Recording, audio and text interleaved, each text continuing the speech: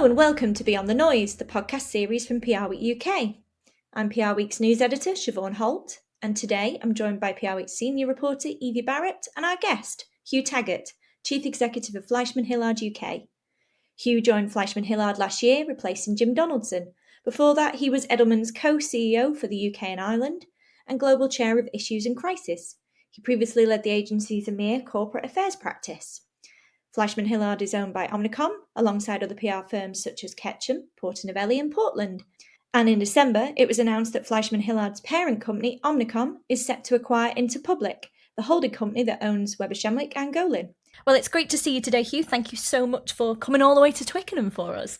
Thanks for I don't have to come as far as you do, though. No, that's true. But thanks for having me. I know this has been mooted for a while, actually. I think at the PR Week Awards we concocted this plan, didn't we? Yeah, we did. Yeah, over a glass of vino. Yes, indeed. Always. Well, let's get into it. So, very briefly, how have you found your first 12 months in the job so far? Mix of exciting and challenging in equal doses, I suspect. I joined at a fascinating time, a real inflection point for the industry, a raft of political changes, administration changes across the world, in the UK, of course, and also the US, exponential shifts in tech and AI, and a flat economy, so quite a few headwinds from an economic perspective. And then a year of real change at FleishmanHillard within the agency, new leadership in the US, globally, Asia, and also in the UK. So last year was definitely a transitionary one for the firm. But I think that's been quite helpful because it's given me a degree of autonomy to mould the business and get it pointing in the right direction. So I spent a lot of time, probably my first 2 or 3 months, really invested in the top 20 clients and with the top 20 client leaders, just trying to get a look at the product, the work product, what we're sharing with clients, what relationships we have. We spent a lot of time streamlining the business. We went 8 P&Ls down to 1. We established a new leadership team. We brought our corporate affairs and public affairs teams together, and we spent a great deal of time really sharpening the proposition. But there's a huge amount of excitement. I've got a great team, and we've built a good deal of momentum, as I was mentioning earlier. So we go into the new year with a really positive outlook. Absolutely. Wait, you mentioned there some of the changes. So how's your leadership team looking now then that are supporting you? I just wanted to make sure that I had the client-facing people at the top of the agency and really trying to affect change. And so for me, we actually live and die by the quality of the work that we send out to clients. And it's the client leaders who are interfacing with our clients every day.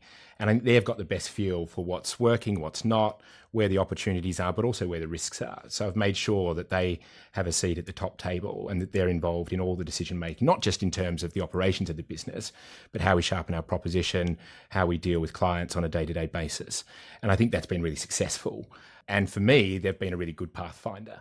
Some of them have real institutional knowledge within FleishmanHillard, and as the new boy, I've really lent on their experience within the firm and just how to navigate the agency a little bit as well. Brilliant. As Siobhan mentioned, you were previously at Edelman for 5 years. What prompted the switch across to FleishmanHillard? 5 years. It went quickly. It was a really good time. Some brilliant colleagues, some fascinating clients, and really great work. As Siobhan said, initially there to oversee the corporate affairs practice. But before I left in that co-CEO role with Ruth, and also for my sins, that global chair of crisis, I don't know what I did to Richard to deserve that honour. But at some point, there was only going to be room for one chief executive. And I think having built a really successful partnership with Ruth and having delivered great work and really great growth towards the end, it was just time for something new for me, an opportunity to go and lead an agency by myself, and also a good opportunity for them as well. So interestingly, I had actually come to know and really like Jim Donaldson because we both worked as directors on the board of the PRCA. And we had actually spoken about life at FleishmanHillard and opportunities at Fleischman. We spoke about what Jim was going to do. So sometimes I think there's just a good degree of timing when moving agencies, and this just worked from that perspective.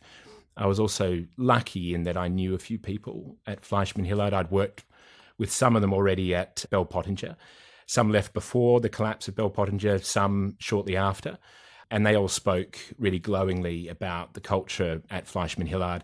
And I sort of felt that there was a nice read across in terms of capabilities from Edelman. So I felt that matched my skill set pretty well, and also felt that, I could add value. What are the main differences, would you say, between kind of being at Edelman and being at FleishmanHillard? I think it's more around the culture and the mindset. I think Edelman's very personality driven by Richard. Obviously, it's had a great deal of success, really leading and pushing the market. They have a far more frontward facing posture to the market. And I think Fleischmann, with its Midwest values, is more discreet. It's probably a little bit more thoughtful. And I think those values have really stood it in great stead, and it makes it what it is today. But that just gives you an opportunity to shape the business with respect to the DNA and the nuances of how they go about making decisions, why they take certain decisions, but also how they want to get in front of the market. And so that's actually been one of the challenges is just how do we make sure that FleishmanHillard is visible in the UK marketplace. And I think we can learn a little bit from all of our competitors, but we have to play it slightly differently here in the UK to what FleishmanHillard does in the US. And what would you say have been the biggest challenges so far in the role? I think in any new role, there's a challenge just to adapt to the new culture. I haven't been the new boy in a business for a while, so actually this was a chance to try something new. I think for me, there's probably been two big challenges. I mentioned just that posture out to the market and the visibility in the market. So the first challenge is probably just getting us to be a little bit braver. And I think sometimes those values and that ability to be a little bit more discreet and thoughtful perhaps meant sometimes we weren't as proactive as we could have been in the marketplace, and we could play it a little bit safe. And all of those are good values, of course. But I think it just meant that we hid our light under a bushel, perhaps. And so I've just tried to give the business a little bit more confidence to take a few more risks. And part of that is really having the confidence in our proposition and our capabilities. And I think what you're going to see, or what you have seen certainly in the last few months, and what you'll see over the course of the next 12 months, is just greater visibility in the marketplace. And then the second challenge, I think, is just trying to make the whole equal more than the sum of the parts. I think historically, and certainly what I found when I got there, is that some of the work and some of the client work was just getting trapped in some of the practices. And so it was just about opening the business up a little bit more. So we're giving our clients the best access to the best minds in the agency, regardless of where they sit in the business, and just ensuring that we're bringing those component parts together to give the clients what they need to drive their businesses forward. So we know that when we're doing that, when we're at our best, that we can beat anyone in the market. So was there anything that really surprised you about the role upon joining? What didn't surprise me was the quality of the people and the kindness of the people. There's a lot of chat in the marketplace about Fleischmann's culture, and it really is a unique selling point for the agency. And we've got to make that one of the drivers for the success over the course of the next decade as well, because it has played such a significant part in the agency's success to date. I think perhaps what surprised me about the agency is the scale and the quality of its digital capabilities, whether that be paid, programmatics, display, social. That was a bit of a surprise to me, a pleasant surprise, I might say. I've been highly impressed with the quality of our Brussels business. This became more apparent to me during the interview process. Really high caliber public affairs and policy capabilities, and really leading the market in Brussels. And so there's a big opportunity for us to join up our capabilities here and also and there. And then I think perhaps because the perception of Fleischmann is more that it leans towards corporate affairs, again, pleasantly surprised about the quality of the brand and the creative work that existed there as well. So all of those things have been really interesting and are going to play a big part in our success in the future. And then perhaps the other element that's surprising, or not so surprising, but is just the power of the network. And I perhaps underplayed that when I went there, and just the ability to partner with other Omnicom agencies and indeed OPRG agencies, and how they can add to the stickiness of our offer and the client relationships, but also increasingly acting as a pipeline for referrals and new work. And I think you're going to see that play out even more so if the acquisition of IPG takes place. As I referenced at the start, Omnicom is set to acquire Interpublic, which owns Weber Shandwick and Golin. The deal is expected to create a company valued at over 30 billion. And I was just wondering if you could tell us about the merger so far. What do you know? And what do I know? just the deets. Yeah, sure.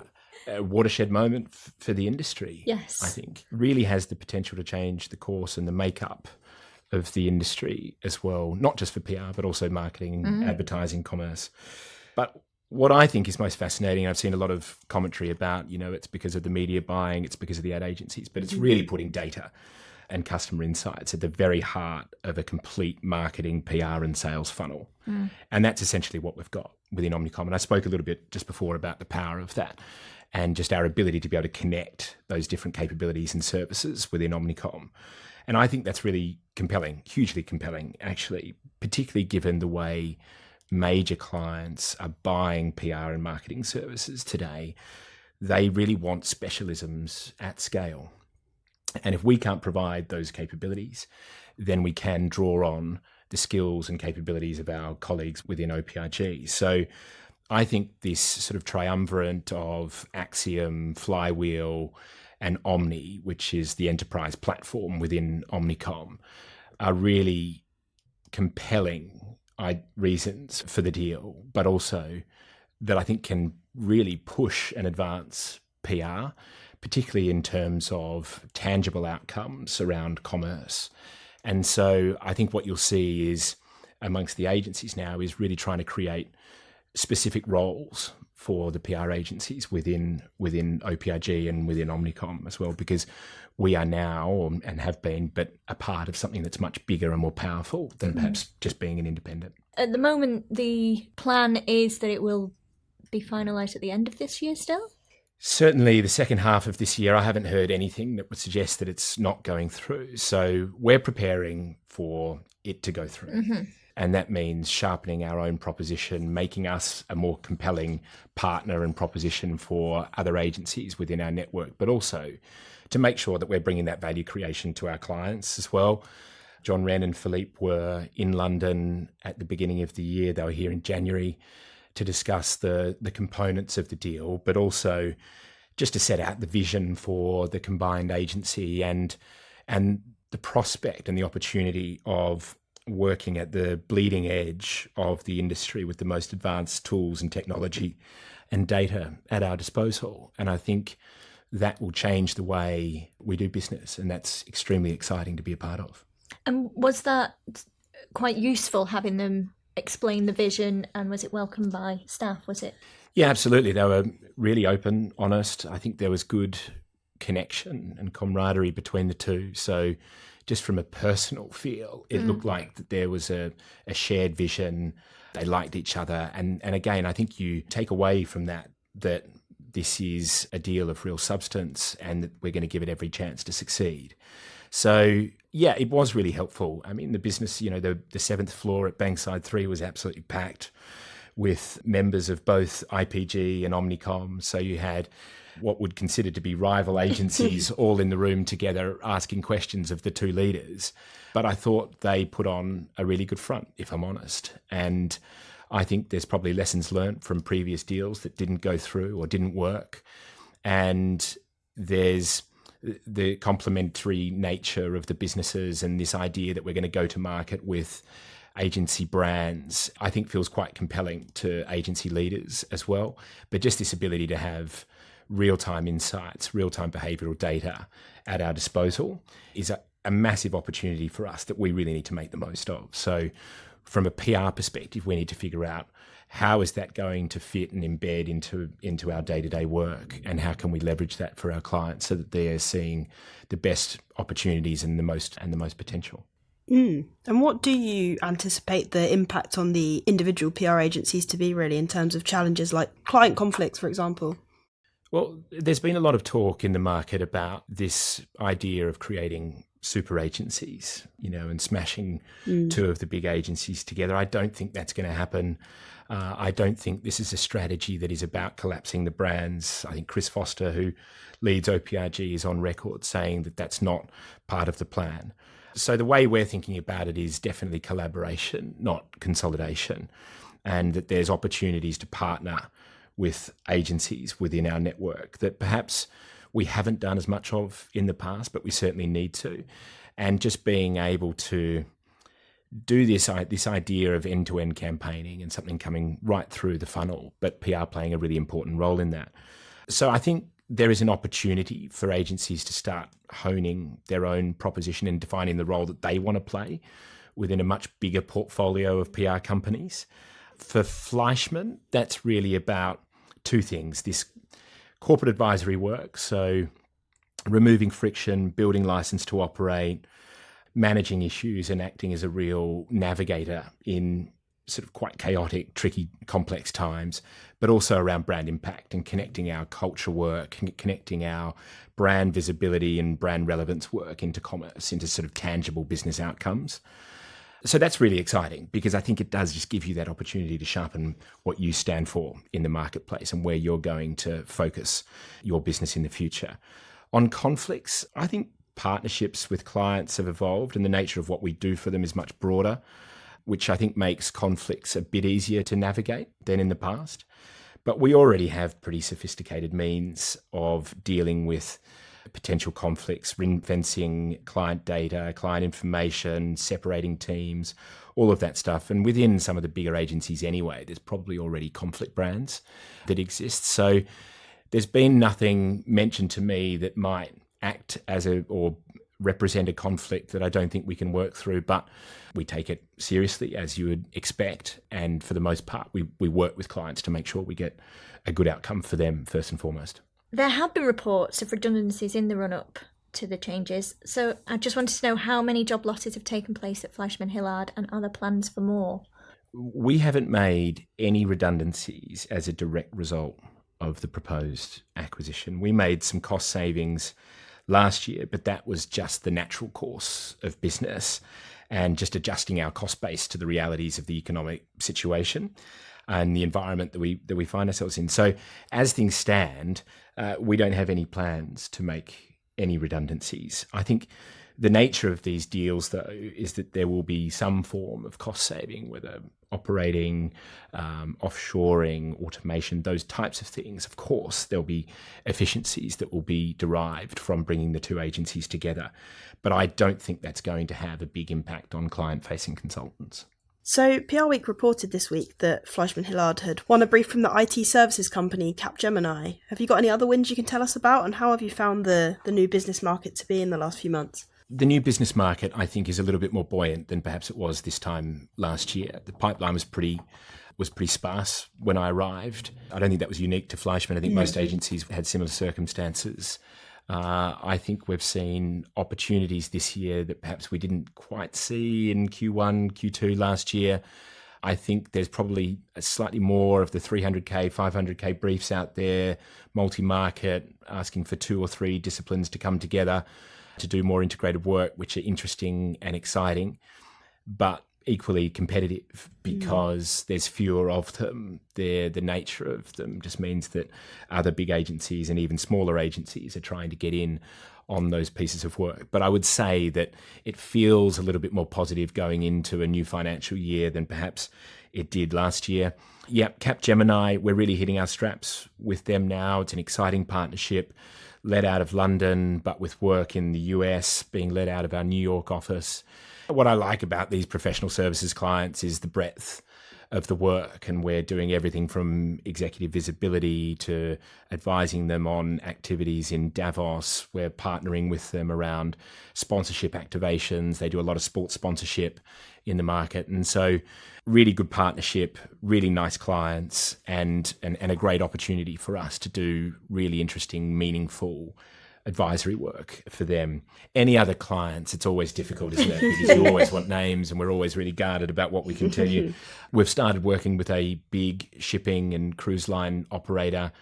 Fascinating set of circumstances and really at the sort of intersection of business, geopolitics, supply chain, and it's really interesting advisory work for us. And we've got teams in Brussels, Europe, the UK and the US all working with them. And that's a very new relationship, exciting opportunity for us. But most interestingly is just the complexity of the work and just this ability to be really helping a major brand navigate some of the challenges that are coming down, not least from the new US administration, but also navigating change in a more interventionist and regulated European market. So that's absolutely fascinating. We've got a partnership with one of the big retail banks, which is, again, really interesting work. And we've also got some new product work for Unilever. So a really nice mix, and a mix across different parts of our business. We're also seeing a bit of an uptick in our top 10, top 20 clients. So there's been some really good organic growth on some of these clients, which just suggests that the market's picking up a little bit and that perhaps some of the budgets are coming back.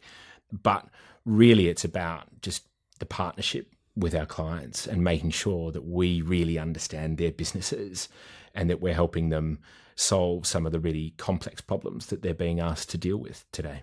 And have you noticed those problems are getting more complex? Yeah, definitely. I think it's a really fascinating time to be a corporate communicator. Mm-hmm.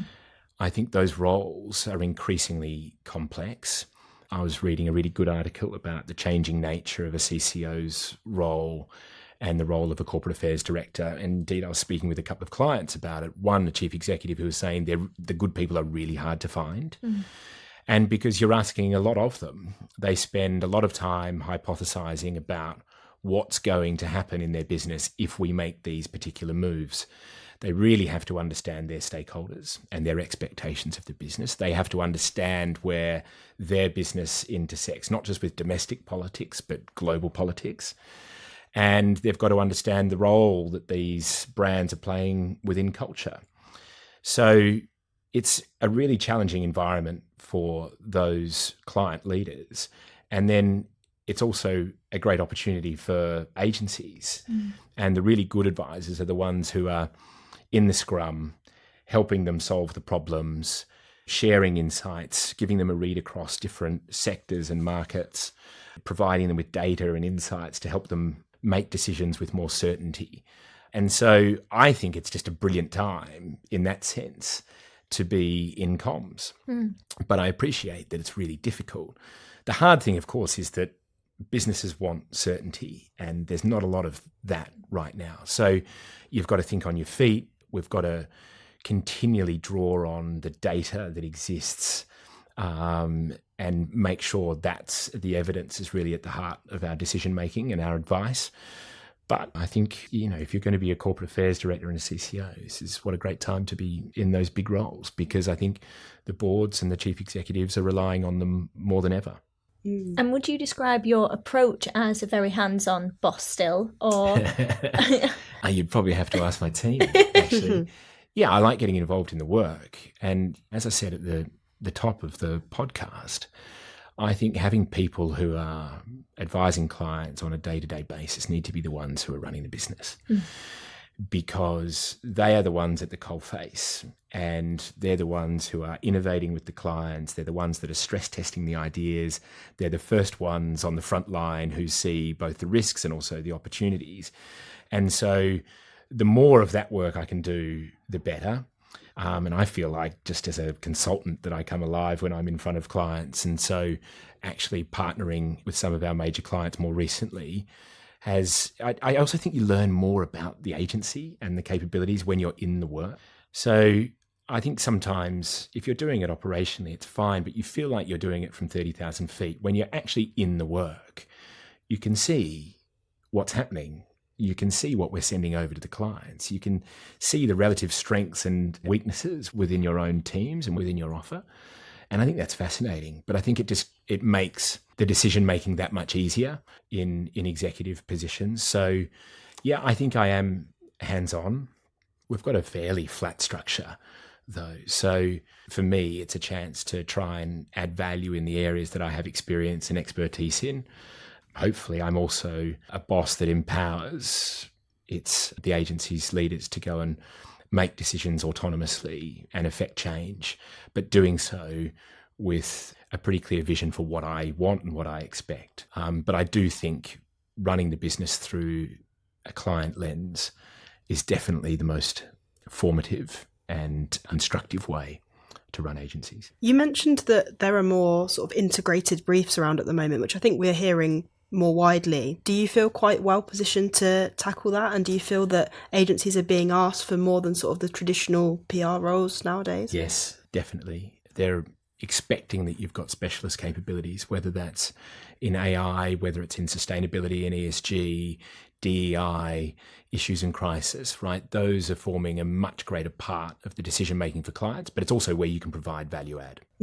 So yes, and I think what we're finding is that most of the briefs we see today, and in fact most of the client asks, there's definitely more than two parts of the business that are in there solving for it. And so I spoke about at the beginning of the podcast, just the idea of our whole being more than the sum of the parts, and just making sure that we're bringing the best of FleishmanHillard to each of those client opportunities and engagements. So yes, I'm hopeful that there's more of those big integrated opportunities out there, but the specialist capabilities are really important. And I think clients today want, as they always have, they want access to senior people. They want access to subject matter specialists, and they want access to ideas. So we need to just continue to ensure that we've got those types of capabilities and those people within the agency. And if we don't have them, then we're drawing on our friends at Portland, we're drawing on our friends at Ketchum and Porto-Novelli. And I think perhaps we haven't done as much of that in the past, but this idea of partnership in order to meet the client need is really important. And frankly, clients expect it. They don't want to see the plumbing. They just want the best people to be working their accounts. Right. And which parts of the business do you find are faring strongest for you at the moment? Like I said, I think there is a buoyancy that wasn't quite there last year. I still think it's going to be challenging, and we spoke about this earlier. I still think that there's headwinds for us to be cautious, and particularly the change that's happening in the political sphere. I think that does actually present us with opportunities, and we are seeing a big uptick in our corporate affairs practice, and particularly in and around issues and crisis. Actually, all parts of the business right now are in growth. I think we've got more senior relationships within clients, more strategic assignments, but I think you'll continue to see growth opportunities in and around corporate affairs. We've also got a lot more what I would classify as sort of social newsrooms developing, where with a sort of an editorial mindset that is really socially driven. And these are becoming more and more prominent, particularly on our big brand clients, where creative and content are coming together to create interesting opportunities and campaigns for our clients. And so we've had a number of those asks from our major clients this year. I think you'll be seeing more of it. The health practice is having a good little run as well. And again, I think there's opportunities at the intersection of a lot of these practices as well. So calling on our specialist capabilities, whether that be sustainability, D&I, we're seeing a big uptick in that. And also in our digital practice, I think a year and a half ago, we had 4 or 5 major clients where we had a really strong digital presence. And I think we're 4 or 5 times that now. So clients now are asking for data and insights to drive their decision making, as they should. But we are seeing far more opportunities with our data and our digital team. So, like I said, I think we've started the year well.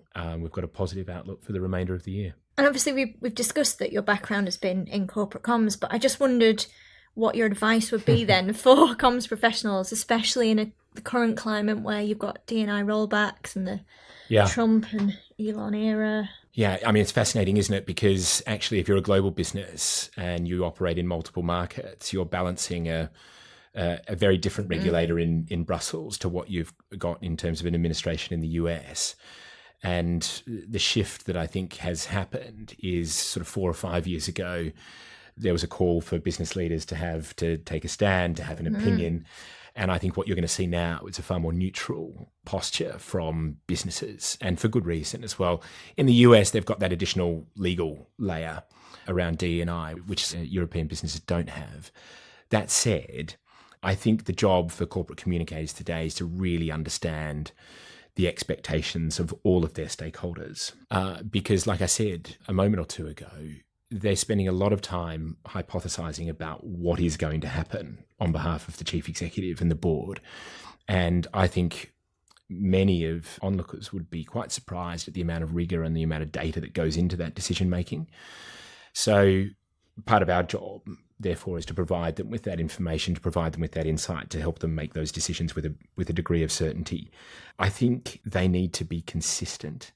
I think brands that are going to be flip-flopping in their positions to curry favour with certain stakeholders is going to be met with a degree of cynicism. And I don't think it's going to be particularly favourable long-term as well. And then I think you've got to be authentic. I think you've got to come back to your values in times of change and complexity. You need to come back to those values that anchor you as an organisation, and they can really help with your decision making. But I think from a DEI perspective, I think every business leader needs to start with a really clear understanding of what DE&I is doing for their business in much the same way as purpose. And I think what we've seen is really performative statements in the past. And actually those businesses that have a really good understanding of their business will have culture at the very heart of what they do, and they will see this as an opportunity to drive productivity, to drive better relationships, to retain key individuals and to win new business. But I think, like I said, you've got to have a really good understanding of what it is that DE&I means to your business. That might be your legacy, it might mean your heritage, it might even be about your employee base or the customers that you focus on. For us, inclusivity has always played a massive role in the DNA and the proposition of our business. I mean, Alfred Fleischmann was a fascinating person. And when they built the business in the 1940s, Fleischmann was not only a committed businessman, but he was also a real civic pioneer. He helped underrepresented and underserved minorities in and around St. Louis and in the Midwest. He was a key advocate for them in job creation, but he was also incredible when it came to helping displaced Jews after the Second World War find their place in a modern America. And those values and that heritage still plays a big part in our business today. So that's one part of driving our decision making and why inclusivity is important to FleishmanHillard, but it's also important to our clients. And I don't think there's any client, they all expect that we will have an understanding of different audiences and different demographics. And I think there's an expectation also as well that we will have representation from those groups within our business. And there are commercial reasons for that. So, my advice to business leaders would be come back, really find why DE&I is important to your business and make sure you anchor that to your values. Is there anyone who stands out to you at the moment who you think has got it right? It's a good question. I think Airbnb have always had a really good approach to this. I think they've always been very open, very authentic about the role that they play in society, about having this open house and its access for everybody. I'm not going to call out any one name and have them as a poster child, given the complexities of what's going on in the moment. But I think the commonality of those brands is that they've got a really good sense of who they are and the communities that they serve and the role that DE&I plays within their organisation. Great advice. So in terms of the next 12 months for you, I suppose, as boss of FleishmanHillard in the UK and for the agency globally, what are your priorities? Clients. There's obviously other priorities, but they are at the heart of our decision making. And I thought it was quite funny. I was reading some of the commentary around the deal and what a lot of the independent agencies were saying, that this is great for the independents because the independent agencies are all about putting clients first. And I was thinking, well, we are too. Yeah. I mean, they are at the heart of all of our decision making. And so I thought it was as laughable as it is ludicrous that it's only the independent agencies that really care about their clients. But the job for us is just to continue to raise our standards, to continue to evolve our offer, and to continue to deliver excellent work for our clients. I think that there's an opportunity and a need over the course of the next few months to really sharpen our corporate affairs and brand impact propositions. And then I think it's becoming a more important part and a better partner for our Omnicom and IPG colleagues. And also, how do you view it for the UK as an opportunity? What are your thoughts on that? Fascinating, really, because we're going to have two highly capable, credible agencies coming in, more, I'm sure, but Golin, Weber Shandwick, both coming into the portfolio.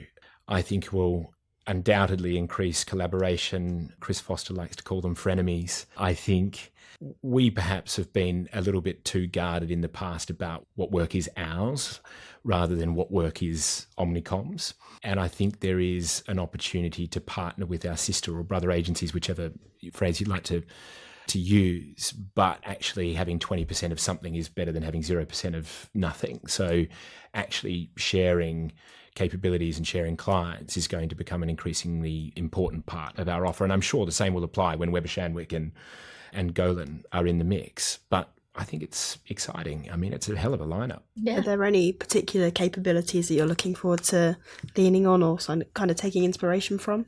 Well, I think Weber Shandwick have a number of really capable parts within the collective, including United Minds, super interesting culture change and employee experience agency. Equally, though, we've got Daggerwing already within Omnicom. I think what will be really interesting is just the incredible position we're going to build out in healthcare. And we will have, I think, a thoroughly enviable client roster within healthcare. I know it's a strong part of Weber Shandwick's portfolio mix. It's very strong within FleishmanHillard as it is in Porto Novelli and Ketchum. And so I think strengthening that even further is a really compelling opportunity for us as a business. So looking forward to, and also just getting to know the agency leaders as well and understanding a little bit more about their businesses. Moving on, what are your views then on AI and its impact on PR? Obviously, there's a few areas. There's creativity or there's productivity. How do you view it at the agency? A fascinating prospect and a really exciting opportunity. I think the more people actually play around with the tools and the technology, the more comfortable they get with it being part of their day-to-day repertoire. Have you found there's been a bit of hesitancy at first? Yeah, and I think that's only natural, right? But here's this incredible capability that we didn't have before, certainly not at the scale that we have now, and trying to figure out what role it's going to play, whether you're an account executive or a senior leader within an organization. And so I think one of the biggest tasks is sort of moving away from this fear zone and into the zone of opportunity and value creation. But the reality is that AI and digital transformation are fundamentally redefining what is possible for our clients. And that's a pretty exciting prospect.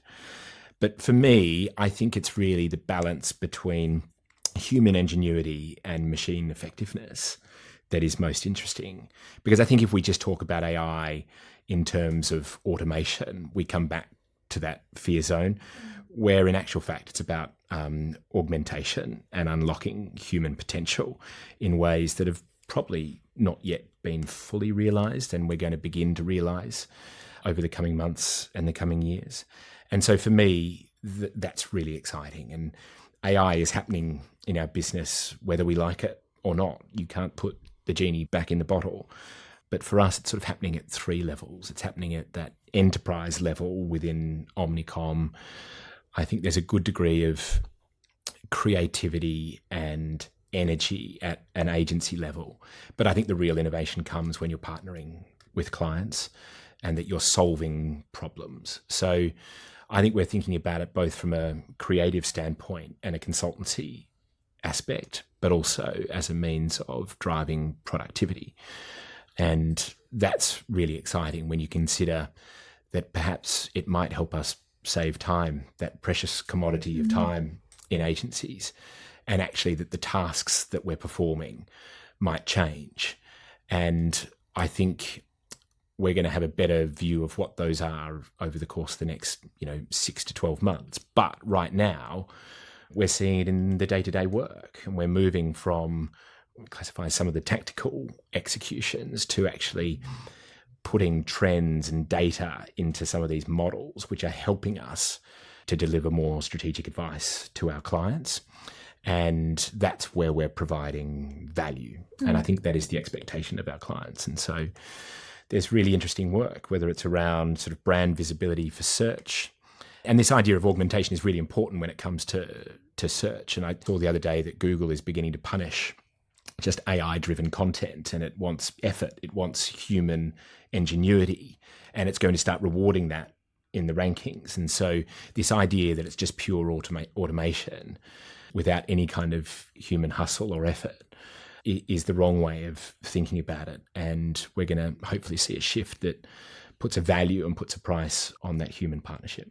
And how are you using it at the moment? Are you using it in creativity, or do you have your own platform at Omnicom? Or? Well, as I said, there's an AI platform within Omnicom called Omni, and that's going to be even more powerful once you get the data and the insights that are going to be coming in real time from the likes of Axiom and Flywheel. And that is going to really turbocharge the role of enterprise AI within Omnicom. And as I said, I think what we're getting now is more adoption in the team. So more people are playing around with it, more people have licenses to deploy it within, not only just in their creative work, but also in terms of how they're managing their day-to-day workloads. So it's super exciting. Yeah.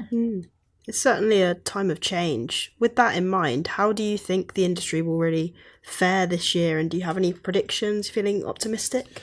Oh, I was saying to someone on the way here that predictions make you look really silly, don't they? Well, if you get them wrong, yeah.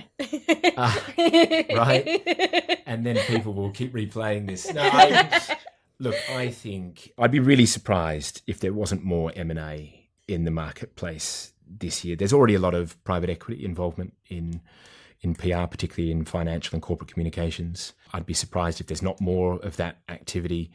Some of those will be looking to offload assets. Some of them will be looking to take on more. I think as a result of that, there's probably going to be a little bit of a slimmed down agency mix. I think there's going to be more pressure placed on those mid-sized agencies to really start determining where they want to focus, what their proposition is. Are they going to specialise? How are they going to scale? So that's a real challenge for those mid-sized agencies. I think there is a flight towards that scaled specialism and those agencies with a global scale and global reach. And there's always going to be a role for the boutiques and the specialists. They're agile, they're scrappy, they've got that challenger brand mentality. So see any change there necessarily. Global politics is going to get a little messier before it gets any easier. We haven't even got to the main item on Trump's to-do list yet, which is China. So it's going to be fascinating to see what happens over the course of the next 2 or 3 months. But it's even more short-term than that, isn't it? The way the administration's working. And that means that there's less certainty for businesses, but there's more opportunity in and around corporate affairs and issues. So look, I'm hopeful, like I'm sure all other agency leaders are, that this year is going to be a little bit more positive than perhaps the previous couple. Well, that's all we have time for this week. Thanks so much to Hugh for coming on today's podcast, and to Evie. And thank you for listening. Bye for now.